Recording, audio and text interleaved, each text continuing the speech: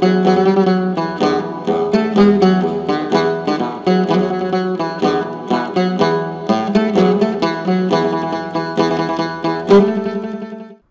hello, whoever you are out there, and welcome to episode 5 of my Cambodia Project podcast. This is the podcast that when I started this whole idea, I was hoping to do. The whole point of this podcast is to trace the unfolding of a informal, really vaguely defined project that I've been involved in to a greater or lesser extent for about a year now with an arts organization in Cambodia, and me trying to contribute my putative, nobody has much expertise in 360 video at this point, but I'm developing some. I think that 360 video could help Cambodian Living Arts, the arts organization I'm cooperating with here. I think it could help extend their message and, help them do some of the things in their mission statement. So that's what I'm here to do. I thought that I would try to do a podcast that might really just be me organizing my own thoughts. Maybe friends and family will listen to some of the episodes, or maybe something will happen that I can't anticipate and a lot of people will end up doing it. You don't know. But what I do know is that it sort of helps me to say this. I think I said it on a podcast earlier, the great Russian cognitive scientist Lev Vygotsky, who said, the act of articulating is knowledge-making. It's saying it that makes it knowledge. I guess we could talk about what knowledge means as opposed to learning, as opposed to wisdom, as opposed to savvy. I don't know. But my point is that for me, saying it helps me figure out what is going on, and a lot went on today. This is actually my first day on the ground. I had not horrendous, people have had a lot worse, but I had, a delay in the takeoff for 6 hours that meant I missed a connection and had to go to Bangkok. And anyway, I got in much later. It didn't go the way I hoped. But the place where I'm staying is a place that I've stayed before that I like a lot. It's a place where I have the room to set up the surfaces that I need to set up all my stuff, not just the normal stuff that I'd want for life, but the equipment that I'm using, not only for doing things like this podcast, but for the 360 videos that I'm going to be shooting. And I knew right where to put everything last night. It was great. I was just coming back to a familiar place. So the difficulties of the travel started to evaporate when I did that really awesome unpacking. And I had a good night's sleep. But, boy, did the good stuff ever take off today. It took off. It took off slowly, which was just right. I got a good 7.5 hours sleep and went down for breakfast. And, it was really old home week. Ma Len was there behind the counter, kind of my favorite little staff person here, and a couple other people who I knew. When the tuk-tuk drivers saw me, they went absolutely nuts because I overpay, so all the tuk-tuk drivers were quite happy to see me again. That was a really nice start to the day. I've had the same breakfast every morning since I've been here. They've kind of made fun of me for that, but I don't care. And I went to Aeon Mall and did a few of the things you'd expect that I had to buy and get set up and ready in the morning.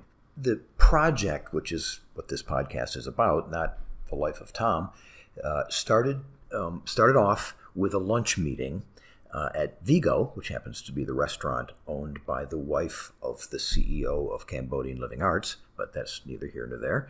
I had lunch at Vigo with Rith, Bunrith Suan, who's one of my main contacts here. He's the guy at Cambodian Living Arts who kind of heads up the education project. They are a multi-front, multi-initiatives organization, but one of them involves the development of an implementation of arts curriculum, which also means teacher training to be able to execute that curriculum, for the fact that they're about to expand the number of mandated hours in public schools in Cambodia tremendously. And arts education is going to be one of the things that fills that time, and that's what Bunrith does. One of the things he does. I'm hoping that he will be able to play a pretty significant role on the little prototype that I'm coming here to make. I already know that the idea that I came here under, which was to make a prototype of a certain kind of programming that I think that CLA could start doing, that I think would just be consistent with, everything that they want to be doing, everything that they are, would be an obvious next growth step for them. I now sort of already get it's not going to happen quite that way. The idea isn't a bad idea, and who knows, maybe I still think making this prototype and putting something like this out there is worth it as an idea generator. So my idea at the moment is to continue with the kind of sub-project that I wanted to do, wanted when I was back in San Francisco, wanted to do with Rith, which involves interviewing an artist in Cambodia, and on the basis of that interview, producing a number of different media: 360 video, long-form podcast, turning that podcast into a transcript, and then turning that transcript into a written profile. In addition to conventional videos, pictures, the idea is to kind of spin as many media as possible out of this one significant in-depth encounter with an artist. And I think that Cambodian Living Arts could be doing this on a pretty regular basis. I don't think it's that tough to produce stuff these days. No, I don't mean that tough. I don't think that you have to spend $1 gazillion and have a bunch of highly trained professionals. I think you can do professional work and without spending a ton of money, but still cross that threshold of easily acceptable quality with a whole several orders of magnitude less investment than we're used to thinking of. So that's why I want to produce this prototype. I want to show them that. And I have been hoping that Rith would be the primary interviewer. He speaks English, he speaks Cambodian, he speaks well. He speaks with a certain amount of passion and inflection. He could be an interesting guy to listen to talking. I think, just a guess, I haven't worked with him in this way before, but I think he could be a really good interviewer. And that's, certainly a big part of it. So the idea was to meet with him at lunch today, and he had done some thinking. He, knew all these ideas that I got, and that I was also hoping for him to identify a couple of artists that we might consider working with, like now. And he had, but I'm beginning to learn, at least the people who I know, I don't want to make blanket statements, but the people who I'm working with here in Cambodia aren't big long-term planners. I was hoping that a bunch of things could be, set up and scheduled before I came here. It's not going to happen. It didn't happen. They like to get together, meet face-to-face, talk about it more, and then he acted immediately. He picked up his phone and started calling people and scheduling things. So it's a whole different way of operating than I'm used to, but it worked. I believe that I now have an appointment with Rith and 2 other artists who he knows, who he has some rapport with, who he thinks could get excited about this project. And we'll talk a little bit, and if it looks like the first talking goes okay, we'll have some lunch and talk some more. We were together for an hour and a half, 2 hours, 2 hours, I think. And he really needed me to be there, speaking face-to-face, answering the questions that as they came out of him. And we did that. I wasn't trying to talk him into anything. I was just trying to tell him what my ideas were. I would continually say, if you think this whole idea is nuts, tell me. There's nothing in this for me other than I'd like to be helpful. I'd like to be on this kind of early retirement adventure using some of the skills and stuff that I've gotten halfway decent at. But I'll always have my own idea of what to do. That's just what I am. But I'm also suggestible. And he seemed to think that it was a reasonable idea to do. So I left that lunch with a good salad in my belly and good feelings from Rith that we were well underway with sort of an important component of why I was there. I was about to meet 2 people who might be the subjects of the work that I'm hoping to produce. Rith, by the way, just as an aside, had come to that lunch after having been in meetings all morning at the Ministry of Education. He has a formal position with the Ministry of Education, not through CLA. It's not a paid part of his CLA work. He's a consultant to the Ministry of Education on this curriculum development project. If there is an institution in society that is more resistant to change, and when it knows that change has to come, does it in a more glacial manner than educational institutions, I don't know what it is.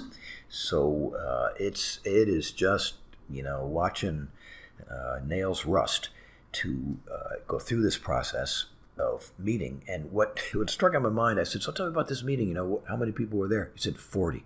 40 people isn't a meeting. 40 people is a presentation maybe, or a seminar, but it's not a meeting to be thrashing out things and figuring out what needs to be figured out here. But anyway, I just bring that up as a way to give something really concrete about how education curriculum reform is going in Cambodia today. I went directly from Vigo to the Joma Bakery Cafe over on Norodom, not too far away. I took a tuk-tuk ride, 5-minute tuk-tuk ride, which is where I was set up to meet Kai, who is a manager at a pretty prominent position at Cambodian Living Arts. He had been Plume's primary assistant for a while. I think he's been Francis's primary assistant. Plume is the CEO. Francis is the real operations manager, or had been. And so being his assistant and her assistant means that he's been at everything from the vision thing to really being right there at the street, seeing what it takes to get it done. That's a lot of real contact there. Well, we got along just immediately. It seemed to me. We both said so, so I believe that's true. He is a European who is trained in arts administration, I believe, and I really can't remember what the set of circumstances were that led him here to Cambodia, but here he is. I think he might have come here with an NGO, I think he told me, doing some slightly other kind of work. Met Cambodian Living Arts people, and he's now been with them for, I believe, something like 3 years. So he's kind of my assigned contact, the guy who's got they got a lot of plans. This is not a casual, winging it sort of organization, and nowhere in any of those plans does it say deal with Tom Nichols' ideas about VR. On the other hand, when they hear me talk, they realize, there's something here. VR is something, and then this Nickel guy who seems to want to, be helpful, maybe we should at least pay some attention to it. So Kai has been assigned to that case. They all believe, as anyone believes who's just so busy, overwhelmed, just being what they are right now, also growing at a breakneck pace. They're going beyond merely a kind of cultural restoration, cultural performance organization in Cambodia to one that's taking on a greater regional role in cultural restoration and the role of art in national identity, being kind of a partner to national innovation and self-expression. Again, the Cambodian Living Arts is a real comer. Plume just finished teaching as part of an NYU global, some kind of global program, Abu Dhabi, again, about the role of art and culture in national identity, and also, in particular, transformation, resolving really difficult national situations. Of course, Cambodia is, if they're not number one on the list, they're right up there in terms of the national trauma of the Khmer Rouge era, the 70s. But other nations have had traumas of different sorts too, and Cambodian Living Arts is a living testament to the fact that keeping alive, and more than keeping alive, really showcasing and spreading out and celebrating the artistic heritage of a nation is one of the paths to recovery and national and all the way down to personal transformation. That's how they see what they're doing. He said something that I hadn't really understood before. Most public expression of Cambodian Living Arts is the nightly show that they put on in a stage adjacent to the National Museum every night. Every single night they put on this performance. It's about 10 or 12 traditional Cambodian dances. Some are very formal, some are more folk. They're all just wonderfully entertaining with some of the most eye-popping costuming, traditional Khmer costuming that you've ever seen, all supported by traditional Khmer instruments, played by a small band there. It's a great performance. I've seen it more than once, and I'll see it again while I'm here. When people think of Cambodian Living Arts, that's what they think of. But as I'm really, the point of my meeting today at lunch with Kai was to understand that everything I'd been setting up so successfully with Bunrith was kind of missing the mark in a way. I had seen them as primarily a live performance type of organization whose next natural step in their evolution has to do with using media to capture something about that live performance and to be able to disseminate it more widely and touch more people. That's not who they are. I knew the other stuff, but I didn't really get that that's who they really are. An organization that if there was a council, a serious really council on the arts in Cambodia or Southeast Asia, they'd be doing the type of things that Cambodian Living Arts does, but there isn't, so they are. They have fellowships for artists. They have scholarships for artists. They have workshops and training programs to teach young artists how to market themselves and all the little things that you really got to do in the real world of making a living as an artist that they don't teach you anywhere. The actual performance of art is, again, the tip of the iceberg. So it's not necessarily part of their self-image that they ever saw themselves evolving into a media company of any sort. I don't mean a media company like CNN. I mean a company that produces media. The media that they produce right now is for internal communications. They hire professionals for it a lot. I don't think there's a substantial in-house capability even kind of in the internal communications team, much less producing media to spread out to the world. Now, again, I'm not saying that their performances haven't been videoed and that they haven't, gotten a lot of people watching their YouTube channel and Facebook and all that kind of stuff. But it just kind of happens on the side. It's not, I don't think, a big part of their strategy, and they don't see themselves getting more serious about it, which is everything I was trying to suggest to them that they do. Well, where does that leave me? At the moment, I mean, this is still the day that I'm sort of putting all these things together. Kai's a smart guy. We were together for about 2 hours. We got into a flow state. He understands that there's a lot they don't understand. And, if someone had told them 5 years ago some of the things that they'd be doing now as an organization, they would have laughed at them. So there's that. Part of the reason that it's not in their internal culture to think of themselves becoming a media production, a content, local CLA, Cambodian Living Arts content producing organization is that they don't really know that much about what that means. They've tended to hire it out. How do you get from here to that, step by step, by concrete step, they don't really have that much of a feel for. And so maybe they make it harder than it is, or it's just the unknown. I'm still kind of thinking out loud here. I'm pretty sure I want to go ahead and produce that prototype. Even if Cambodian Living Arts themselves don't become the organization that starts producing shows about artists and aspects of culture in Cambodia on a regular basis in the ways I'm going to show here, I think it's worth showing that idea. What Kai said was, boy, if someone else did that, we'd certainly take them under our wing and kind of incubate them. For instance, the Khmer Magic Music Bus, which is what Arn's big passion is, they did a Kickstarter campaign a number of years ago, not that many, 3 years ago, something like that, back in America, and raised enough money to buy a van, and that's as far as they thought about it. And the idea of the van was then to take a small group of musicians out into the most remote regions and villages of Cambodia and play them their own music, which they hadn't heard.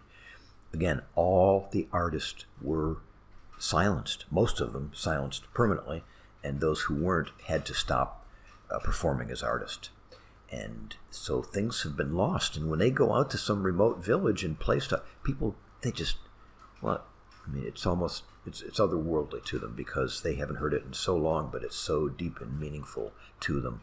Now that Arn has Cambodian Living Arts, really his passion now is that arm, that aspect of it, of taking the music out to the people.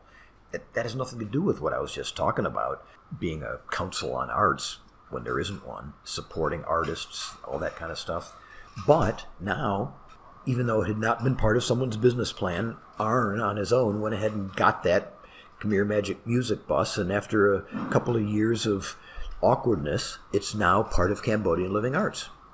So, and they are incubating it, and they will help. They're not going to change the artistic direction of the people running. Oh, there's some This is interesting. I wonder how this will work out on the podcast. I'm in an equatorial climate, and a sudden thunder and lightning storm just came up, and I guess you can probably hear it. So we'll just call it atmospheric. But in any event, I'm talking about the KMMB, the Khmer Magic Music Bus, as an example of something that, Cambodian Living Arts didn't come up with. It's not necessarily the direction that they want to be focusing on, but for a lot of reasons, mostly ARN, and also it's the right thing to do, they've taken it on as a project, and they'll help that project and the people running it become a lot more mature, a lot more as business people, a lot more stable as an organization. And who knows, maybe 5 or 6 years down the road they'll kind of get spun off. They won't even be on their own. Impossible to say. I guess that incubator role is the way that Kai put it. And who knows how a modest media production, content production group doing the kind of stuff that I want to make the prototype of would start. Would it start really within CLA? Would it be something a little bit outside of CLA, like ARN's Bus was, that would then get incorporated into it and incubated? I don't know. I don't know if any of those things will even happen. But my instinct is to go ahead. Okay, we'll see. But wait, that's not all. I have a third meeting to describe, but, I haven't listened to this recording, so I don't know how loud the incredible, tropical, ferocious storm out there is going. It just came out of nowhere, and it's wind, and it's pouring rain. And I think it'll be on this recording. So anyway, I mentioned it before. We'll just consider it part of the Cambodia atmosphere. I had about an hour after I finished up with Kai over there at Joma Bakery Cafe before the one meeting that I did have scheduled well in advance before I left the States was a 5:30 dinner with Surin, Nak, and Joseph, who I'd never met before. Surin is, I guess you'd say, kind of the operations manager for the performances for CLA. He's a great guy. I met him the very first time I came. We just instantly have liked each other. The last time I was here, I had dinner at his home, and his wife, Nak, is just not only a superb cook, but an expert in every aspect of Cambodian cuisine and culture. So as she is serving up the dinner, she's explaining every nuance and every aspect and what the meaning of why the things go together and how in Cambodian history they started eating this vegetable. It was just a feast for not just the mind and the stomach, but her personal passion for what she was doing was so, you could just feel it so strongly, so palpable, how much she cared, that there was just, a really powerful human dimension to it too. Culture, food, strong human personality. I mean, how does it get better than that? It doesn't. It was one of my all-time memorable meals, for sure. In fact, I tried to think that night about a top 10 list of meals I've ever had. I'm going to have to go back to that, but that's on the list. It's on the list. And, typical of me, after I had that meal, I thought, geez, what could we do with... I'd love to make a 360 video of her going to the market and preparing the, food prep and then serving the meal. What would it be like? I can't even imagine. Would it be a really cool thing to be able to see the whole story of the making of a meal, narrated as she goes by Chef Nak? Seemed like a pretty cool idea to me, and I had a bunch of other ideas too. So, as is my wont, I wrote them all down and sent them off.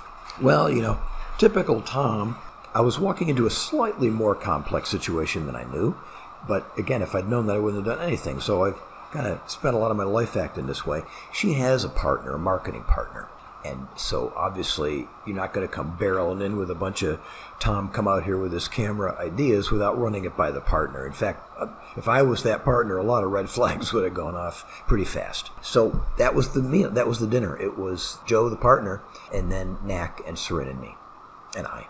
Well, again, it was 3 up and 3 hit out of the park. I would say easily 2/3 of the conversation was me and Joe, because the important thing was to establish trust or rapport there.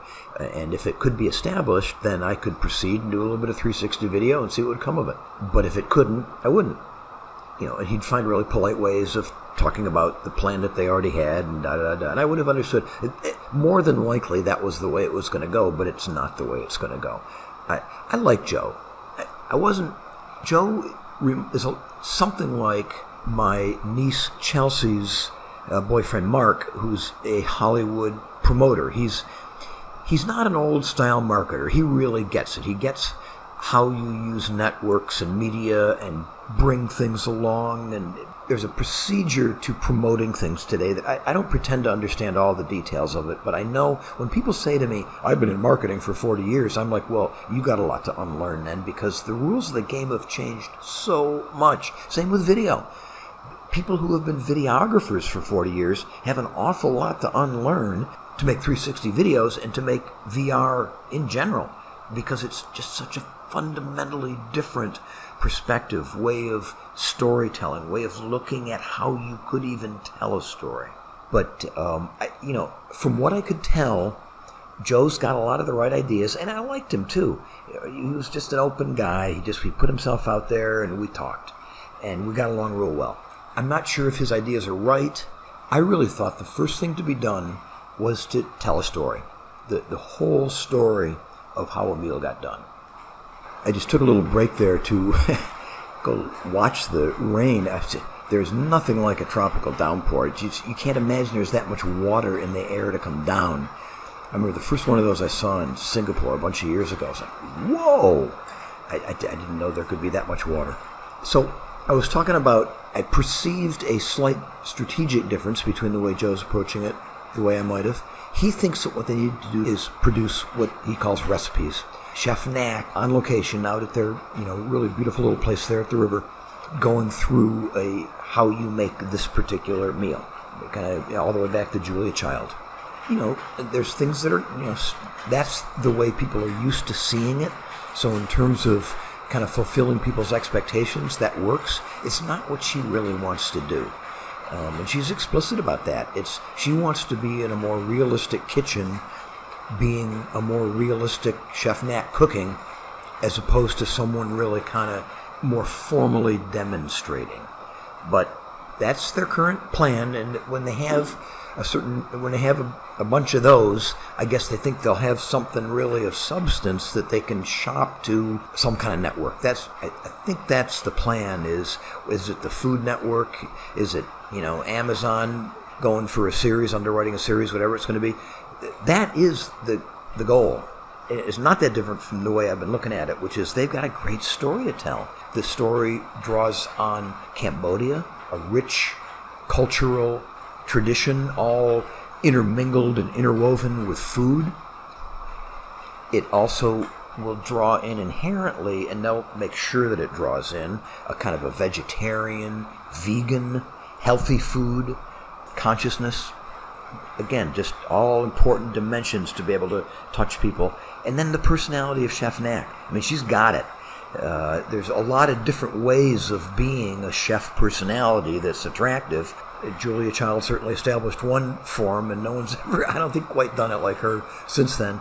But Chef Knack's just passion, she's just really just beautiful to look at as she does what she does and cares about it so much and wants to share it. And, of course, that's maybe the most important dimension of all. And they think that they want some kind of a network, like I say, from something that's more inherently a network, the Food Network, to something that's an emerging program content development source like Amazon or Netflix and the people who are funding these things these days. On the basis of their recipes, go to the full story version, kind of Anthony Bourdain style, as I gather, but all Cambodian focused. The overall story of the meal and the experience and the setting, but not, as Anthony Bourdain goes from place to place to place, all drawing about Cambodia. So that is their plan. They've recorded, I believe, about 7 of these recipes so far. And another one is going to happen on sometime in about a week. And I'm going to go out there. And we'll put the 360 camera in there too.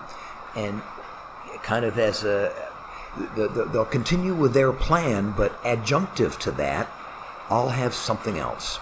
And I don't think it'll replace it. It's not Well, again, and it might even not be that great because it's going to be my first crack at trying to capture exactly this type of activity. And maybe there'll just be 5 or 6 cool minutes that can be put together, and who knows. Another thing that I was thinking of after dinner is that they've also got to get over the, well, again, there's the two sides to VR. The mobile, YouTube, low-cost headset world is also a low-res world. And people who have really high-res video production values in their mind are going to find it disappointing. And we'll see how that goes. I don't know. I also want to work the high end of VR. As I've probably stated on a past podcast, want to be putting aspects of Cambodian art and culture into galleries in social VR spaces. That's my high-end strategy. And a Chef Knack story would really work so well there if I could pull that off. So we'll see. I will be. That was it. You've now got the project. Important steps were taken with Rith in terms of a date and a couple of artists who might be the topic of the art and culture in Cambodia today prototype. Kai and I got along really well. Oh, and I forgot to mention on my first pass through, not only did we talk about Cambodian living arts and media, and okay, we'll see where it all goes. I should have mentioned, I just forgot to say, he had a number of ideas about how certain aspects of VR could be used right now. Fundraising support. I mean, suppose when Arn does his living room fundraisers and various kinds of things he does, it could work. It could really work out to pass out headsets and show people things. So, there's that obvious thing. But the place where I can't believe I forgot to mention this, the place where we really, really hit a home run, we just came together and bam, he's pretty serious, and Cambodian Living Arts are pretty serious about the educational mission. And when they think globally, they think MOOC. Well, MOOC, are you kidding? MOOC is in my blood. Just mentioning a few brief things about MOOCs that he knew, the characteristics that appealed to him the most were the connectivist MOOC characteristics. Not the MOOCs where one expert transmits his knowledge out to a gazillion people all at once in big recorded lectures, but the MOOCs that focus on the nodes in the network, the individual people who decide to participate in the MOOC to connect with each other and collaborate and work on things together. I mean, the prototype story is the high school kid in Bulgaria that helps the high school kid in Chile figure out the algebra problem he couldn't figure out, that kind of thing, In this case, it would be artists concerned with the same issues of economic support, the role that art plays in society, to be able to collaborate, with each other on this kind of learning together MOOC basis. Well, MOOC, he wants to do MOOCs, I want to do MOOCs. Suppose that there was a VR element in a MOOC. Suppose that some of the network nodes in the MOOC were Pluto VR style VR spaces where if you have the requisite equipment, you can go into that space and interact very fluidly with working collaborative tools available to work together. So, VR in the Arts MOOC. A VR in the Arts MOOC. That was the crystallizing idea that we came to for our, Act 4, Scene 5, whatever is the sort of climax, and then it kind of tailed pleasantly off. I'm sorry I forgot to mention it, but there you go. So, getting the folks lined up with Rith, coming to some concrete ideas, and also an important meeting of the minds with CLA, which is the most important of all, and then having just a wonderful dinner, and then talking about food and culture and new media and marketing and all that kind of stuff with some people who I really liked. And now I'll get to go out and be part of recording that meal down the road. So it's the project. This was a happy day for the project. If all days for the project were this happy, look out Netflix. There's a lot of great new media coming. I don't think they're all going to be this great. Of course they're not. Some will be neutral and some will be negative, but I will remember today for a while, and talking about it this way, I guess, will sort of help me remember some of the details. But that's it. This is when I was back in San Francisco starting this idea. This was the hope I had, that there would be substantive things that advanced the project, that I would get to review them in my own mind and share them with whomever ever might want to listen to my talking about it. I did it. This is the end of episode 5. Thank you so much for staying with me. I strongly suspect there will be an episode 6, so we'll see you then. Bye for now.